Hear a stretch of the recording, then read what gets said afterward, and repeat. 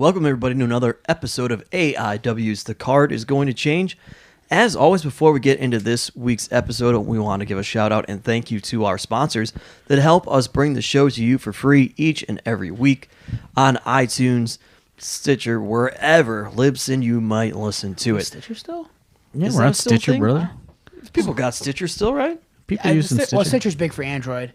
Yeah. We got Stitcher. It goes all over the place. What else we got? iHeartRadio, iHeart, yeah, we're on iHeartRadio. Spotify. Oh, sorry, we're on Spotify? Yeah. Wow. Yeah. Nice. Okay.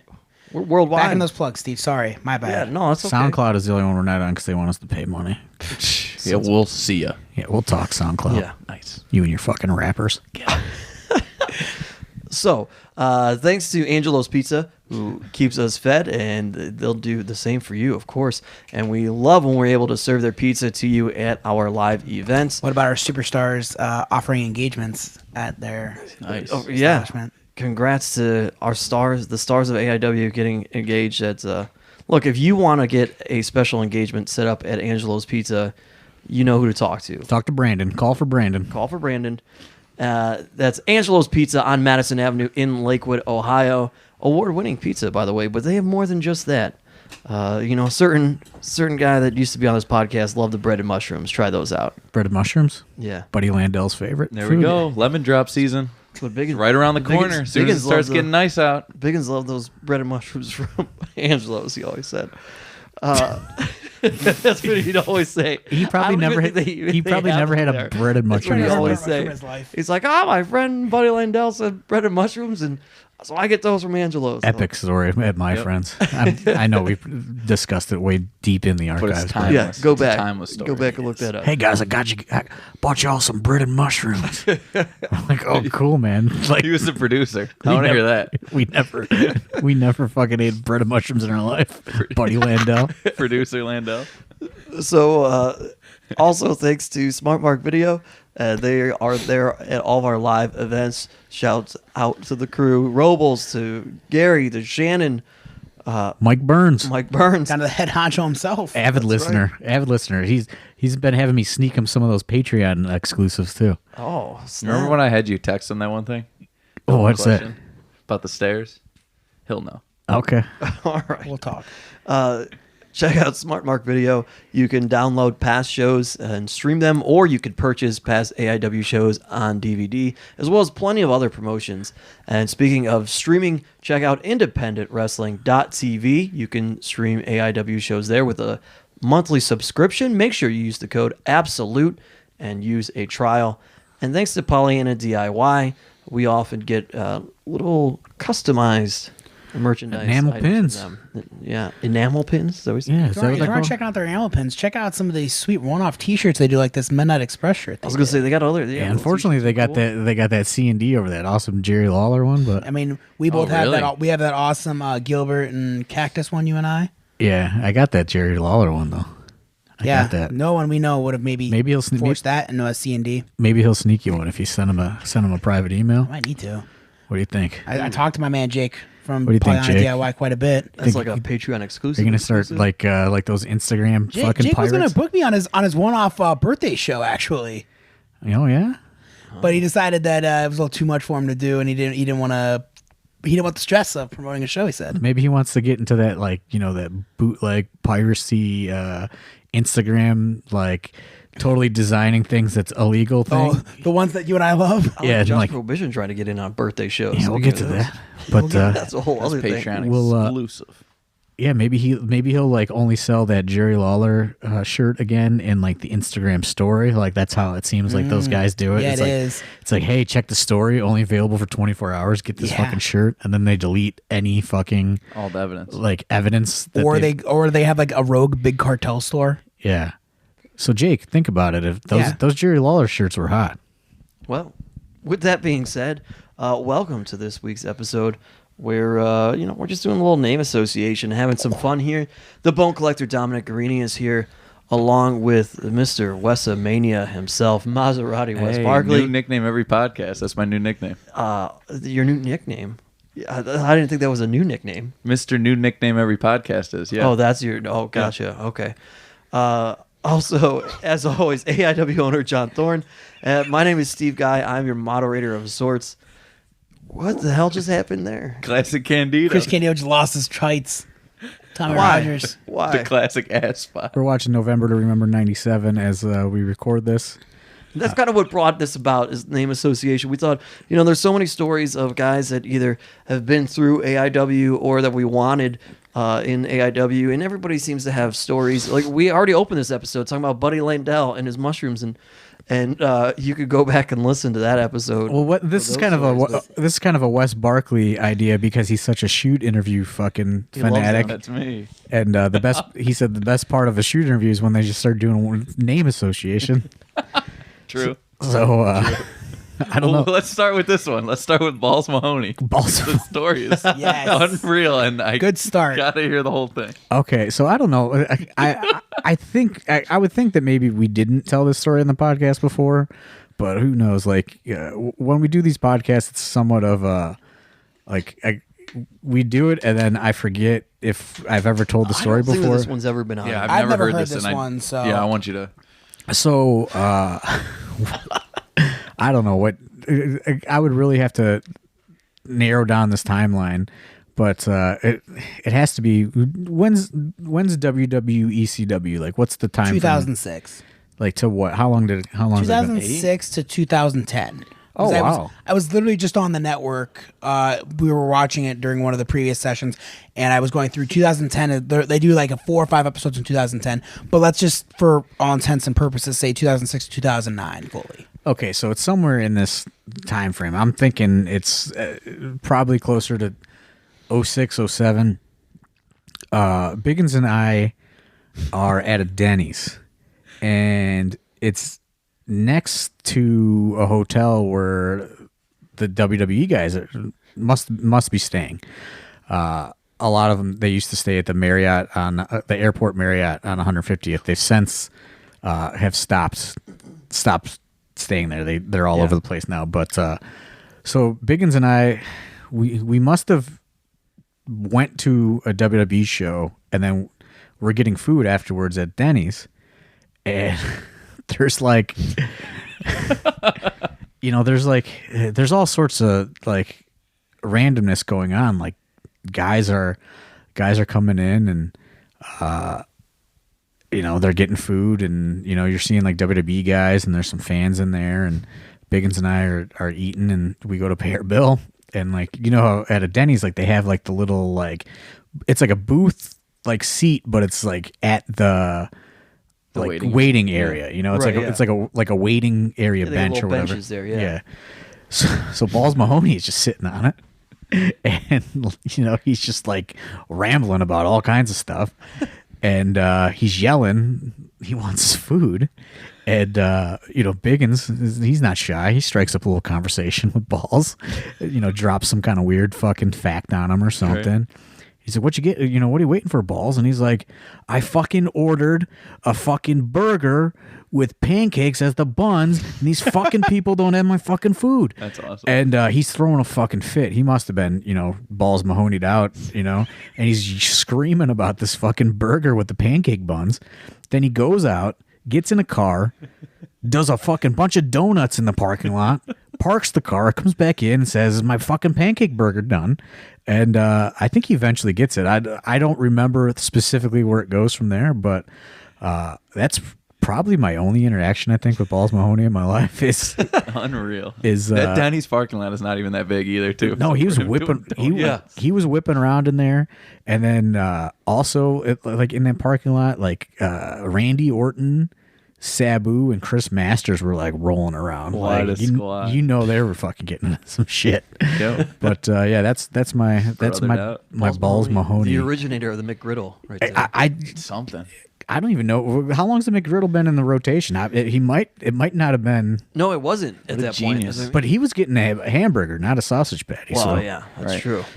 That's really iconic. Yeah, that's really all I got on.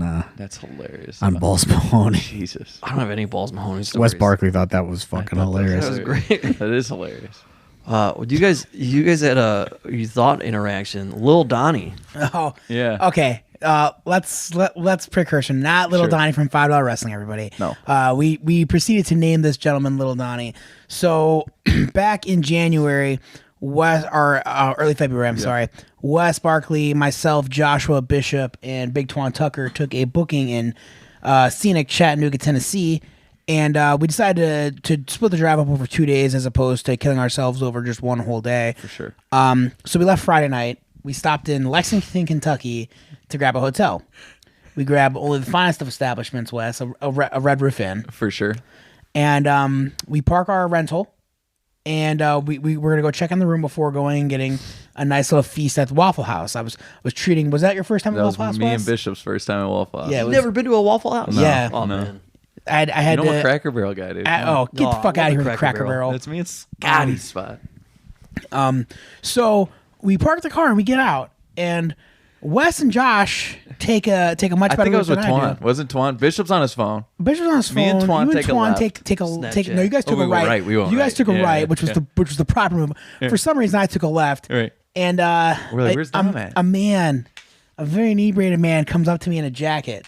You know, reminiscent of he kind of looked like Rex Brody almost. So And, he's not looking like Little Donnie at all. No, for $5. No, we just dude was gave him fucked up. Little Donnie. We just gave him Little Donnie as a name. I don't know why.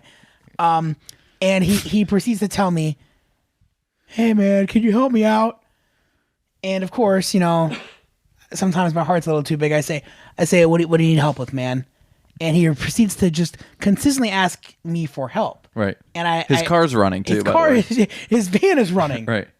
And I go, "What do you need help with, man?" I said, "I can't help you if you don't tell me." This man just reeks of booze. Yeah. And he finally just looks at me and goes, "I'm fucked up, man. I'm fucked up." And I go, "Okay." I go, "How can I help you, man?" And he still doesn't really have an answer. And he asks about a phone. So I go, "Do you need to use my phone?" And he says, "Yes." Sheesh. And I go, "Okay." So I go, "What's the number?" And he proceeds to just tell me a number with no area code. And I'm like, "Hey, man."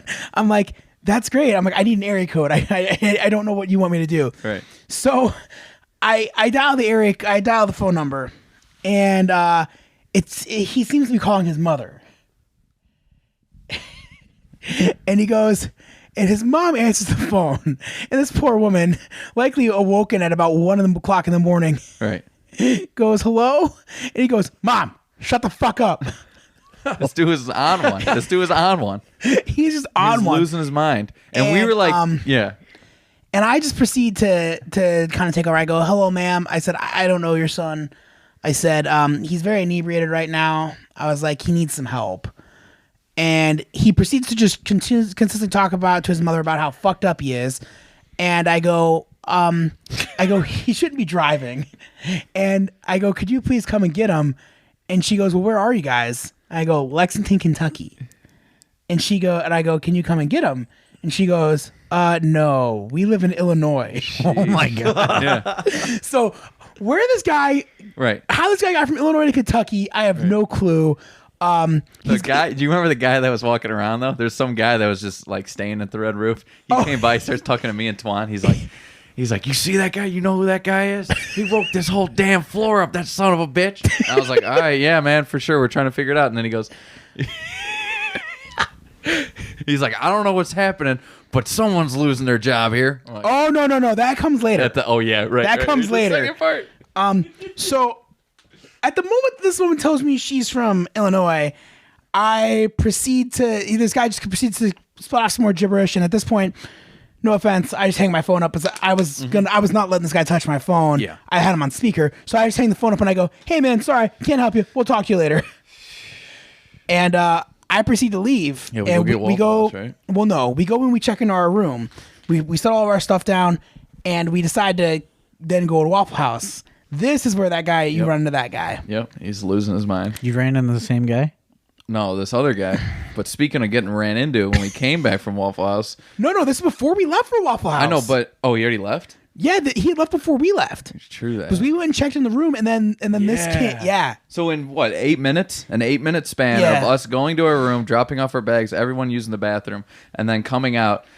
The dude that Dom was talking about, that's severely inebriated, has left with his vehicle, and there's a huge turf mark on the lawn of the Red Roof As Inn. well, there is there was a truck that was parked that there's now debris all over. Yep, got a little side swipe action. Oh, it wasn't the side swipe. The guy I think threw his car in or threw his work van in reverse as fast as he could, crushes into this truck, and then takes a left out of the parking lot and turfs out the parking lot. Yep. So yeah, that was our experience. Lexington, Kentucky, on the way to Chattanooga. Yes, sir. I thought you guys were going to talk about Little Donnie from $5 Wrestling. I told you it was about Little Donnie from $5 Wrestling. Damn. Some guy though, but sorry. It was All still, right. it was Interesting still road epic. story. Sorry, we just had to throw that. Almost as interesting as the time I stopped at a rest stop with Big Twan in the car to take a nap since Twan can't drive. And when I woke up 30 minutes later from a nap, he goes, "Man, y'all never believe what they was doing in that car down the way. They was fucking." And he said, "Man, the guy made eye contact with me. I was like, ow, you want to stop? I'm sorry. I keep going." Oh my god! All right, since we brought up Big Twan, Shout out to Twan. I gotta say this. As of this recording, Johnny Gargano has come back home to Cleveland and been posting on Instagram. Poor Big Twan just keeps leaving him comments to come visit him at work. Okay. I'll get you lunch. That's awesome. Well, okay, let's be real. This is also on the same drive where we had this hotel incident. At one point, I don't know, the Johnny music came on, somebody just came on. We were just listening to themes just to pass time. And Twan was reminiscing about Johnny, and I go, "Twan, you know that you only trained with Johnny for like maybe 3-4 weeks, right?" And he goes, "Oh, you right." That's his boy. You remember when he got the picture with the belt? Yeah, but that's what Johnny was coming back at sometimes though. Very randomly still though. That was, But can't discredit the love Big Twan has for Johnny. I couldn't help but to comment on Johnny's picture with the title while he was sitting at the Cleveland airport and said that he was home, and I had to comment and tag Twan. I was like, "Twan, gotta get that selfie. There you go. God. Gotta get the selfie with the title, brother." That was a good time at Cal's. Who else posted yet? Who else you got for Throw us, a random Steve? name out there, brother. Well, I want to talk about this one since we mentioned people in WWE and they've got a new crop of talent. One of those is ACH, and this guy Albert debuted for AIW in May of 2011 I think in a dark match. against Gary J. I don't know. Gary J made his return to AIW in 2018. He'd been gone for Well, that was while Thorne was in the hospital. Yeah, he like filled in. Somebody canceled or something. Yeah. I like Gary J. It's just like he lives in such a weird part of the. Well, he lives in a weird part of the world, and he doesn't really have reliable transportation. I mean, I don't know what his transportation. Oh, is. I know what it is, and he's got to have somebody drive him because his car won't make it. He's told me. Well, all right. So how did Albert get into AIW? He was like a guy that was based in Texas, and it's at that time you don't really hear it. Like Texas is one of those areas where like the draws are pretty good, and there's a lot of work because it's such a big state, but you don't really hear a lot about the Texas talents. So people had been telling me about this guy ACH and how great he is. Like Masada was telling me about him, and all these random people. And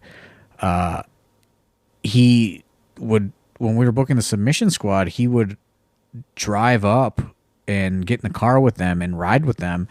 And I think he might have came to some shows and just like showed his face sort of thing.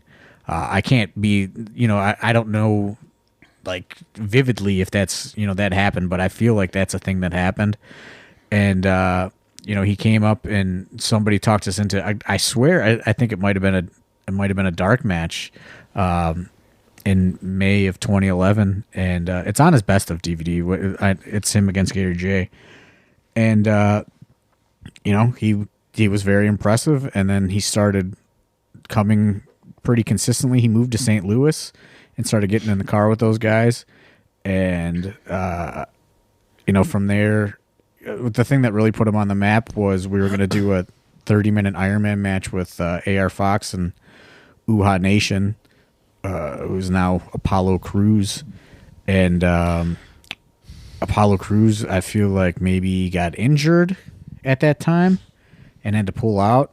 So we had been advertising this 30-minute Ironman match, so we just threw ACH in there on a whim. And they had a fucking wild 30-minute match, and then I think we did it again. I think we did it twice. Yeah. Damn. And then he was on shows for pretty consistently for a while, and then he just he blew Went back up. to Texas too. Huh? He ended up going back to Texas. Yeah, that's like after the fact though. I think like he like blew up and signed. I think I want to say he signed exclusive with Ring of Honor, He did. and he kind of things just kind of drift apart there. And then we never got him. I don't think we ever got him back again. After he was kind of out, having like his indie resurgence or whatever. I will give him credit though. He texted me, and he asked what our January date was. And we didn't have a January date because he wanted to come and he wanted to work for all the places that gave him an opportunity early on. Didn't ask for money or anything, but we just didn't have a date.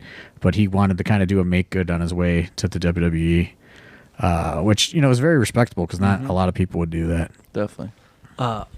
Another member of that same class who has been announced is a young lady that is. We talked about this podcast before. We've said nothing but high praise for her. Is Karen Q, and I don't really have a lot of stories on Karen Q. Was Karen Q one of the Rise girls from when you and Biggins did the first Rise seminar, or was she kind of just recommended to you guys by the powers that be? I feel like Was that a Rover recommendation to you? I don't know. She did a couple GNOs. She She was did on one. the last Girls' Night Out. She only That- did one, I think. Was it just that one? I think that we was only just booked her that twice. one, and then That she also Biggins- Brit at the. One she at also Akron. Brit in Akron. Biggins' last Girls' Night Out. She was on that. I don't remember who suggested her to us. I don't think Rise had anything to do with it though. No, I think actually of all things, I think it was Rover either suggested it to you or Biggins. Or somebody that needed a ride from that area might have, You know what? It was a ride situation. Now that I think back about it, because I think it was Tasha. It ended up being Tasha and her were the kind of like car, and it was another person from that area. And Karen agreed to drive. Sonia It might have been Strong. Sonia Strong. Yeah. Yeah, I don't know. I don't really remember. Like, I know that was like a Biggins discovery. As I've kind of hinted at before. Like a lot of why the Girls' Night Out thing is just I have no motivation to do it is because like Biggins loved doing it so much. It's kind of not the same. No. To do it without him. So it's kind of there's not a lot of motivation to go and do full on Girls' Night Outs. Because he would just get so excited and doing all the research and figuring it all out. So Biggins would have been the one that made the call on Karen Q at that time, and then we brought her back that one show. She's a girl that if we would have been doing the Girls' Night Outs more consistently, she would have definitely been a centerpiece of it. But she ended up, also, like the business has changed so much since Girls' Night Out. She was kind of wrapped up in the Women of Honor stuff, and that ate up a lot of her dates. But yeah, I mean, I literally have like really no stories on Karen Q at all. All I can say is she's been super nice. She was every nice. time that she was there, and she kicked some money in. I know when Biggins passed away. She did throw money in when Biggins passed away, which that was kind of a reason why I wanted to at least bring her back at least one time, because we had booked her once, and she sent like a considerable amount of money to the when we launched the fund to kind of raise money for Biggins' family for the funeral. And she like wrote like a note, like thanks for giving me an opportunity, sort of thing. So, if I could give her another booking because of that, she more than deserved it, because there's plenty of people that Biggins gave way more opportunities to that didn't send anything. So, it's just it's one of those things to where it went a long way. And I can't remember every single person that donated, but like that one stuck out because it was like a person we had booked one time and had no future plans for at all. There was always one other person I remember donating that you guys never booked. That was wild, and that was Dijak. Yeah. Was like you told me Dijak like donated. I feel like there Which might is have been some wild. other people that we never booked that donated, but I know Dijak did. As we're watching ECW here, I want to throw this name out because as I watch him come to the ring, I'm like, how is Tom Lawler not cosplayed Taz? Just the towel over the head, the music. It seems like a Tom, like the haircut and the facial hair. This is like a very Tom Lawler. I could see him thing doing to do. Pitbull number 2. You know what I mean? I did meet the Pitbulls before when I was about 14. I got a Polaroid picture of them upstairs. Yeah. Yeah, I got a Sabu shirt on, and they put me in a choke. They put me in a choke, and told me to stick my tongue out. I mean, that's like the only Polaroid I have from wrestling is the Pitbull. Me with the Pitbulls. I met them at an indie show in Medina, Ohio, that had about fucking 13 people in the crowd. Hey. Me and Matt Wadsworth, and Did they bleed during that show for 13 people? no, they didn't bleed, but the fucking Bushwhackers were on that show. That show, it was stacked. Reckless Youth was on that show. wow. Hey. Stevie Richards was on that show. Stevie. Tom Brandy was on that show. The Bushwhackers I met them in Miami. Joey Mercury was on the show. Man. What year was this? 98. Oh, wow. Mike Quackenbush was on the show. Adam Pierce, I think, was on the show. Scrap Daddy. Nice. Yeah, Wadsworth found results to it, and it was a pretty crazy amount of talent on that show. But yeah, I got nothing to say about Tom Lawler doing a fucking Taz cosplay. I think Tom's kind of scaled back on the cosplay. Yeah? At least since, our match at Absolution. I think he's trying to take everything a little bit more seriously now. I don't think so. No, that's the beauty of Tom Lawler, at least in AIW. Yeah, in AIW at least. I mean, you take a look at him a lot of other places other than Black Label. MLW, Tom's pretty serious. Well, that's a television produced champ. product, He's though. the champ. You know. Yeah. What else you got? What kind of Yeah, name? let's throw another name out there. Throw a name out there. Maybe. Nobody has a Taz story, huh?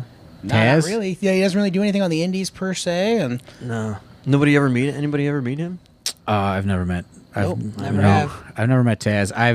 I've sent out feelers of wanting to book Taz for a meet and greet, and Pricey. very pricey. Got the radio show. Survive. Yeah, I think- I'd let you. Yeah, I think he's only done like 1 or 2 signings like ever, really, like at conventions. So, yeah, I love ECW Taz though. Same. Fucking love him. hard. How about him against Louis Spicolli? Has anyone ever seen that match? I probably have, but I don't know. It's outdoor. It's at Tampa or something. They're doing the beach show. No, I don't know. I've never seen They that. said, Taz, you need to take a chill pill. It's kind of messed up, but yeah, That's the end of that. yeah. Uh, Shout out to Louis Spicolli. That's my guy. There's just something I noticed that I thought is a fun little bit of AIW trivia when it comes to the website. There was one man listed on the AIW website. AIW website is so fucking I know. outdated. He's listed in the current roster The only thing and alumni. Wow. it's facade, right? Facade. The only thing that we updated Bummer. is the fucking store, typically the tickets, and then it's that's another project that I started working on during the time off, and then it's just I only got so much time. I don't do the website. We have a webmaster, but it's like he can only do what I tell him. So if Steve Guy or Dom want to fucking take on the task of putting together what needs to be done, Steve Guy? and I can send it. I could send it to him. I thought this was going to be a Wadsworth undertaking. I tried to talk to him about it, and Wadsworth is big in the intramural sports these yes, days. Yeah. very big Oh, in yeah. sports. What was that dude's name again? Brackus? Brackus? He's yoked.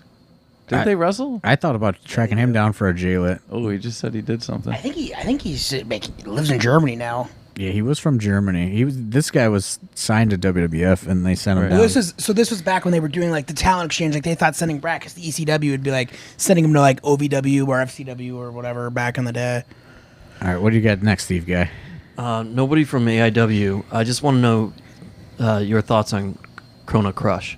Love Kona Crush. Kona Crush. I know.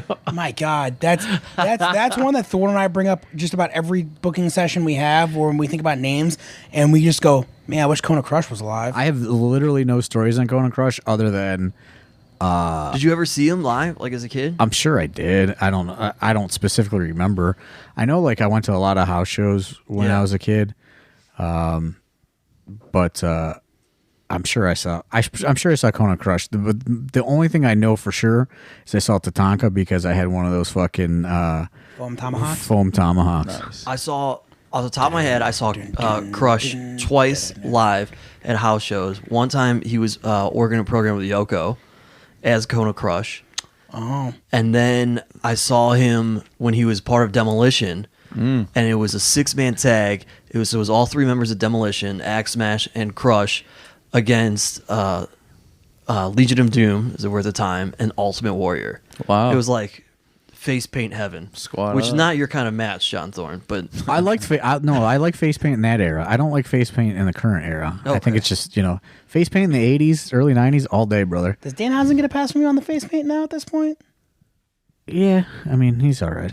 Okay. but I went, Worked hard for that one. man, I went crazy for the Warrior and throw. all those guys. It was awesome. Yeah, I got no stories on Kona Crush other than I Would you think let's say if Crush was still alive, would you let him do like the 1994 heel Crush face paint, I think like the star thing on his face? Oh, that was I, when I you- love that heel Crush. I That was love when he was with Yoko and Mr. I love that look, but I think Kona Crush kills the meet and greet I agree. That was that or Demolition Crush, Okay. Right. that was when he was with not Chronic Crush. he was like martial arts. Not Crush. chronic, not chronic, not no. Okay, what else you got? Let's just run it. Let's just run a couple names. They don't got to be AIW people. Who fucking Yeah, gives just a throw shit? out a random thing. You're People are thinking driving. To, wrestling. people are sitting at their desk, bored of fucking work on of. Monday. Drinking coffee. Drinking Shout some- out to anyone that drinks coffee. What's Barkley? You got a name? I'm just going off you. I'm All trying right, to think about. Spike- I'm 'cause he's still on stumped here. about Lance Storm's mullet. Yeah, I'm can we iced talk about about that. that? What's As that? we're watching this, his whole head. Well, yeah, is like buzzed. everybody knows, like 97 Lance Storm had like that weird multicolored tail. mullet. No, Yeah, what the is real that? rat tail. He had the rat tail going. That's, Yeah, it's but the just rat tail's like you stumped still by gotta that. have. In the hair. 97 It's wild. 97, that was a Stumped. thing. Oh, And the bleach blonde, like, I mean, good for him. I got a story about the fucking security guards that walk everybody to the ring. really? for ECW. Yeah, right there, Atlas Security. Yeah. Yeah. Dude, I've been trying to hire him for these Winchester shows. You know, So me and close curtains. I was in a bar in Parma. It's since closed. I think it was called Scoreboards, maybe, or something like that. It was like a big Parma bar back a couple years ago, and I was in there randomly, and I'm like, "Who the fuck are those guys? I know those guys. Guys got an ECW windbreaker on, Wow. and it's like, fucking 2008, 2009. I'm like, where? Like, there's just these 2 random guys in ECW windbreakers at this fucking bar, and I was just happened to be there by chance, and I snap a picture on probably my Razor phone or whatever, and I send it to Biggins, and he's like, "That's Atlas Security." And Biggins lives like 45 minutes away. He fucking hops right in the car and fucking drives out. Wow. Of course he did. And, we fucking start chatting up these fucking Atlas Security guys. There was a TNA house show in Cleveland the next day. Wow. And they said, "Come on down, find us, we'll get you in." And it was being promoted. Firestorm Pro, the fucking competing company, bought the show. Wow. So we go, and Jeff Jarrett pulls up in a rental or whatever. Uh-huh. He goes in. Atlas Security walks us in the building, right behind fucking Jeff Jarrett. Nice. Right past all the people at the rail trying to get autographs. We walk into the back. We see fucking Dirty Dutch, Mantell. We're in the locker room. Wow. The fucking Firestorm people get wind that we've somehow fucking Invaded. breached security Right. and gotten into this fucking event that they thought was going to put them on the map. And Did that event put him on the map? no, then they fucking come and get us, and they escort us out of the building. But instead of going out the little side door that we snuck in, that Atlas Security snuck us in, they marched us right out through the fucking front door where all the fans were. So it looked like we fucking totally invaded their fucking Wow. thing, and we were getting big fucking AIW chances. We were getting escorted out of the fucking out of the room, or out of the venue. But yeah, those Atlas Security guards just wearing ECW windbreakers. That's awesome. I got Dave the is Potato still texts with them because I think Dave the Potato might have been at the bar. I don't know. That's awesome. Probably I the same got, birthday. I got one for you. Sure. Nice. Tommy Rich. Nice. I talk about Tommy Rich. Did I talk about Tommy Rich with? A little bit When we with talk Josh. about that match. I feel like I talked about Tommy Rich with J Pro. somebody a couple weeks ago. It was J Pro. Yeah, J Pro stretching out. He was stretching out and coming up everything, there. talking about Tommy in the locker room, and how it was like JT's hero. Yeah, so like I didn't have too many interactions with Tommy Rich. He was at Cleveland All Pro a lot. He was randomly at the Gathering the Juggalo show that I went to with Cole Cabana, who like that was like a wild time because everyone thought that they were gonna get stiffed on pay, and like I want to say maybe Eugene or somebody had like a stick, and they were like going to like look for the fucking ICP to make sure they got paid because they had all sorts of fucking names booked. Jesus. And I remember just like sitting on a car hood with Tommy Rich or something. We were fucking like drinking beers. Like I have a very vague memory of this. But that was, also this, like, there's a lot going on. Like that's where Brian Christopher and his buddy try to beat up the fucking drug dealer. That's where fucking Jamie Dundee discovers the drug bridge at the Gathering of the Juggalos. Like, that's where I met Terry Funk for the first time. Vader was there. Booker T was there. Oh, yeah. If you look up some of these lineups, it's crazy. Sabu was there. Well, I borrowed the one show from you, and that's just star-studded. Yeah, but this is like, I don't even know if they released these on DVD or whatever. But I don't have a lot of Tommy Rich stories. Tommy Rich is a guy that I've been thinking about booking, like on maybe one of these like sporadic fucking weird shows. But yeah, I definitely didn't appreciate him enough when he was coming around because I just didn't know what his accomplishments were. Tracy Smothers, like he was like the guy that was with the FBI that managed the FBI to me. Like a lot of the times, Yeah. when I saw him, I didn't know he was like NWA World Heavyweight Champion. He had a little run. What else you guys got? What about well, when are we gonna get Stevie Ray? I don't know. I mean, does anyone I really was want talking to see about Stevie Ray with Magnum CK the other day. Do people want Stevie Ray? I don't know. Right. I mean, they probably want Stevie Ray and Booker. Yeah. I know. I want I Stevie know. Ray. I know what at least one tiny subsection of fans wants. What's that? PG-13. Wow. No, not after that. A couple of weeks ago, Jamie Dundee fucking. Sheesh. Yeah, he went nuts. He went nuts again. He I missed this. You I'm can't sorry. talk. Can't even talk about what he was Oh saying. boy. Yeah, that We're one. gonna have to cut that. Okay, in we're gonna have post. We got Steve. Come on. I'm trying to think of like old Just school WWF stuff. well, you can just fire anybody out. You can say anything. You can fire dude. anything This out. is hey, this is an open forum, Steve. yeah, anything. Just say a word and we'll come up with something. It's word association, right? Oh, the Sheik, Iron Sheik. Iron Sheiky, Sheik? baby. Cheeky. Yeah. I would love to get Oh Iron shit! Sheik. Actually, I kind of have an Iron Sheik story. Well, he did the indies around here, but I don't think I ever saw him in the early 2000s. I have an early 2000s Sheik story from an Indies. But I did try to I did reach out to see like about him doing a signing, and it was like way fucking too much. Is that ES? So- ES management? No, I want He'll elsewhere. come to like bachelor parties and So I've So got what? one. Hit me I've up got on I've got a Cameo. Sheik story then. So I remember I went to an indie show. I want to say in 06, either 05 or 06. It was in Canton, and the headliners were Hacksaw Jim Duggan, Nice. the Iron Sheik, and M Dog and Josh. And I remember I was super into backyard wrestling at the time, so I met M Dog and Josh, and I lost my mind. I was so excited. And then Sheik comes out to his table, and I literally remember Sheik talking people into taking a picture with him with his WCW World Heavyweight Championship belt. Which he never held. Yeah, Which he the never one held. He would bring around with him. Yeah, He would bring around with him, and then after he'd be like, "Oh, take a picture with me," the people would take a picture and be like, "Okay, that's $10." And he would never tell them ahead of time. Like they would get it, and they're like, "Oh shit, I gotta pay the Sheik $10." that's a worker Classic. right there, yeah, brother. Some dude tried to do that to me on Venice Beach once. That's a worker. Yeah, some messed up I stuff. wrestled Axel Rotten once as he's on the screen. Wow. Nothing too eventful there. He's all fucked up. we've talked about this guy before, especially when Biggins was here. Virgil, I'm going to throw out the I have a Virgil story from WrestleMania last year. I mean, last year. Yeah. Oh, I told I know that I told my Virgil story on one of these podcasts a long I time think ago. we've told but it a couple times. yeah, he fucking was trying to get me to grab his balls in Parmesan. Lawns. Oh, yeah. Yeah, So And then Biggins was like best friends with him. Biggins loved when we would run Geek into Fest. Virgil. Loved it at Geek Fest. Biggins loved when we would run into Virgil all the time because he would love getting him going on shit. Yeah, for sure. One time we saw him at a deaf wrestling charity event, and like Virgil was there somewhere in Pennsylvania, and Biggins was just fucking riling him up, and JJ Dillon was there, and Virgil just going JJ, JJ, and then Biggins was fucking just got on that too. So then it was like both of those motherfuckers going JJ. But yeah, I don't have a lot of Virgil, like, you know, the him trying to teach me fucking wrestling moves and like shooter reversals in the mall is really all I got, you know.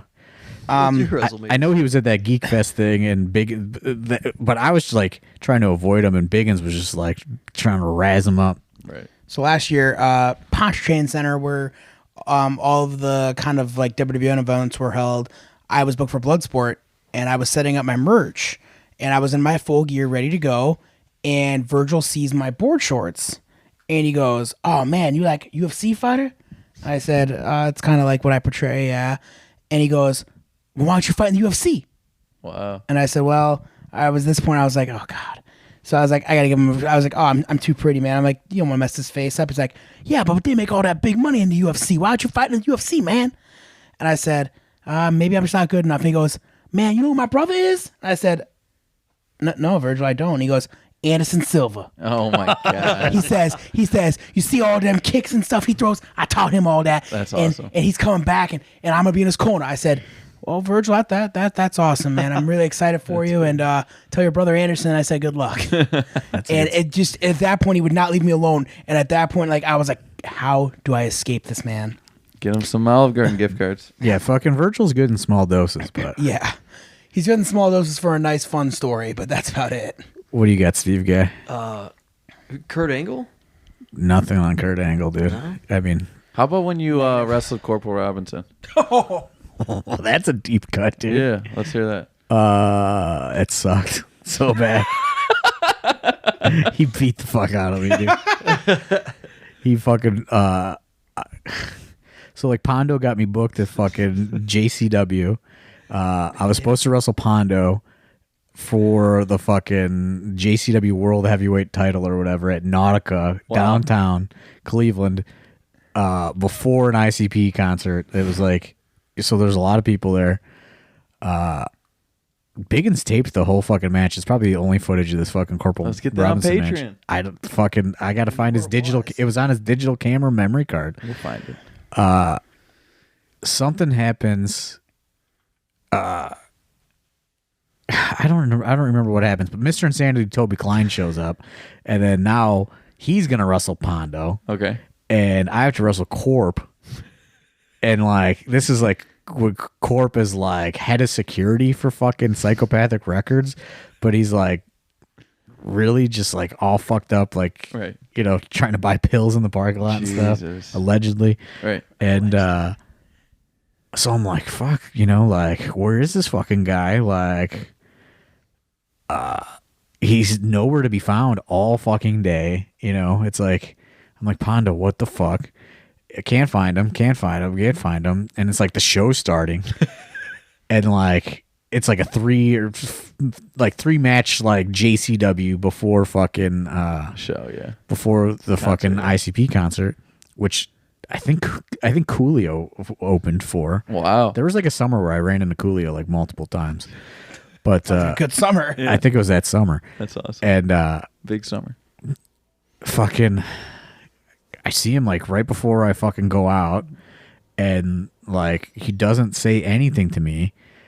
So like I'm in like totally Probably staring at you too, right? I'm totally in the ring cold, and I think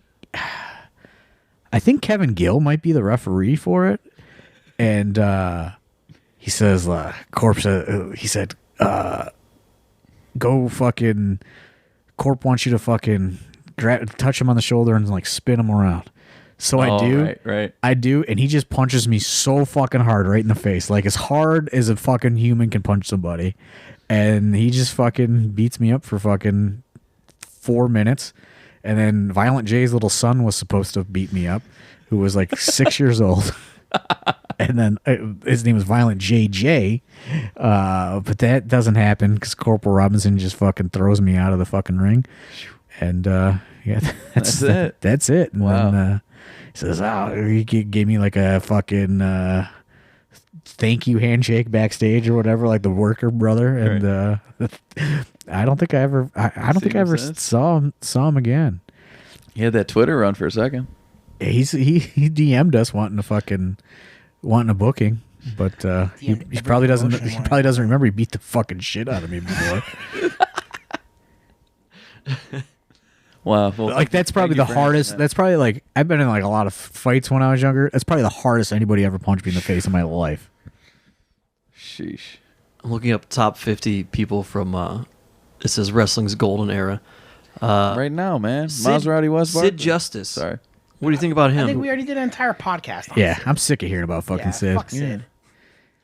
Ruined my whole fucking fandom. Sid was like one of my favorite wrestlers. All right. Man, that So is tag messed team up. wrestling was pretty big at this time. Where did you stand? This is like when you and I were growing up.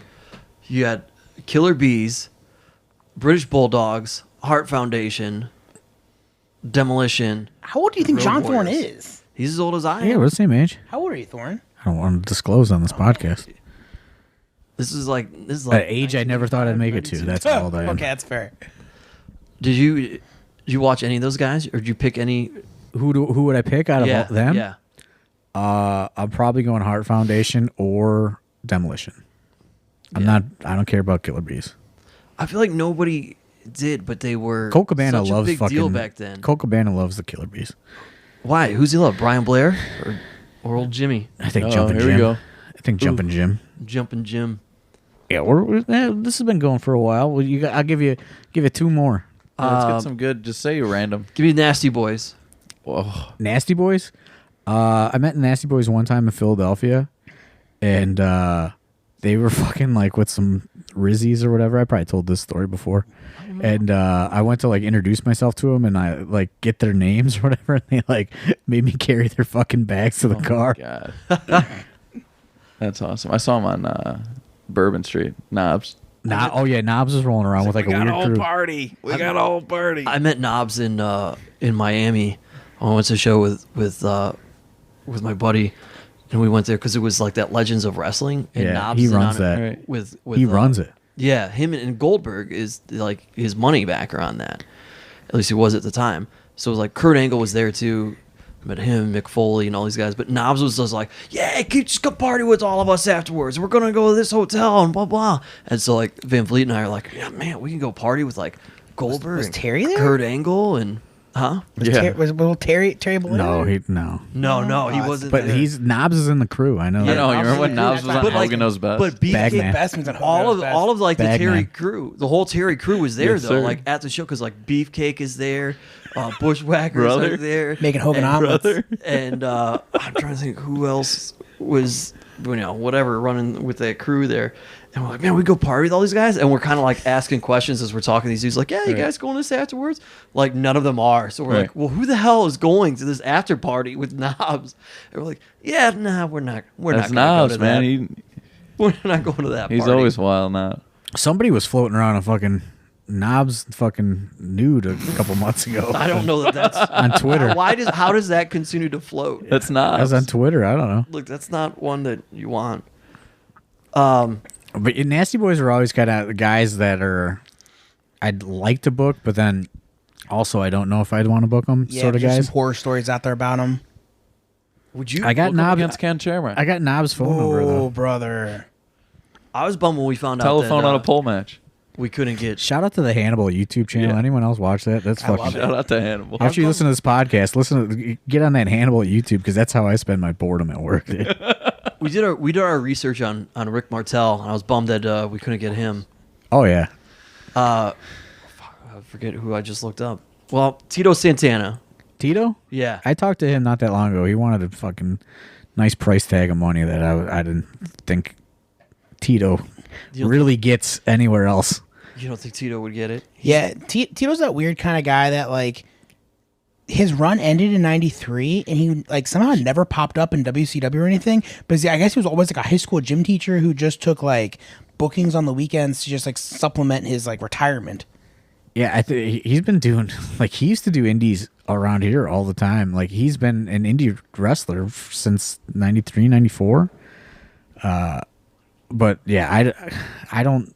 I've probably been in the same area or met Tito before, but I talked to him. He was like a guy I thought about bringing in for like a J-Lit or something, and like he asked me for like way more money than I've heard Tito's that worth. he gets, and that's where the conversation ended. Oh, shit.